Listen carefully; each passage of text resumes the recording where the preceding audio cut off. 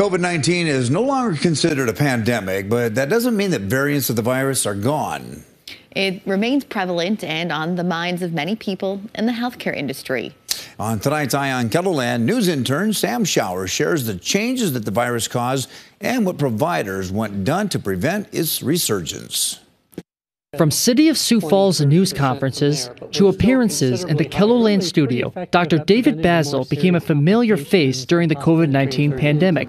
But just because you aren't seeing him give updates as often doesn't mean COVID is gone. It's not nearly as significant as it was before, but it still can have an impact. Dr. Basil and other doctors are still monitoring for COVID spikes. We're always watching on what's going on. Is there going to be a resurgence in China that's going to affect us, or somewhere else that's going to affect us? So now it's kind of more of that smoldering, making sure that a wildfire doesn't pop back up again.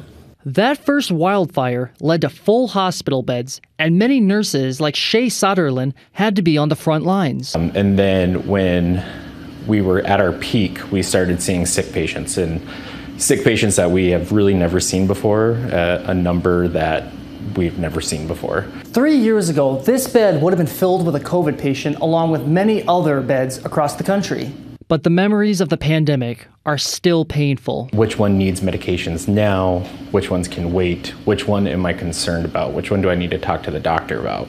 Which one am I going to have to call family and let them know, hey, your family member's not doing well. Do you want to talk to them on the phone? And it might be their last goodbye. Soderlin saw many nurses leave the profession after the height of the pandemic. And then just seeing, the defeat on some of our new nurses' faces, like they might not even want to be a nurse anymore. They don't even want to be bedside anymore. It was a stressful time for everyone, young nurses and old nurses alike. But many endured. I would say the biggest thing we're learning is how valuable our staff is, how resilient we are. I could not be more proud of whether it's the hospital's response to the pandemic or our local, regional response, how hospitals worked with employers, worked with the public, worked with government. Soderlin and his department were relieved for the first time in years when the news broke about the end of the pandemic. I haven't even seen some of my coworkers smile ever until we finally got to get rid of the masks. So it's nice to see their smiles and kind of brings joy back to the unit. They both say getting the vaccine will help prevent a return to those high numbers. I'm lucky enough to get to see that aspect of how COVID affects a person.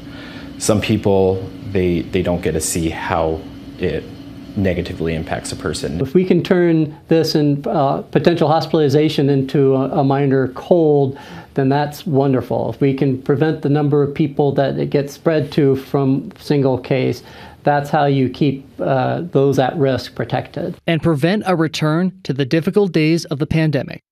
With your eye on KELOLAND, I'm Sam Shower. Dr. Basil says that the COVID-19 numbers have dramatically dropped, but he says to always be alert for COVID symptoms to prevent the spread.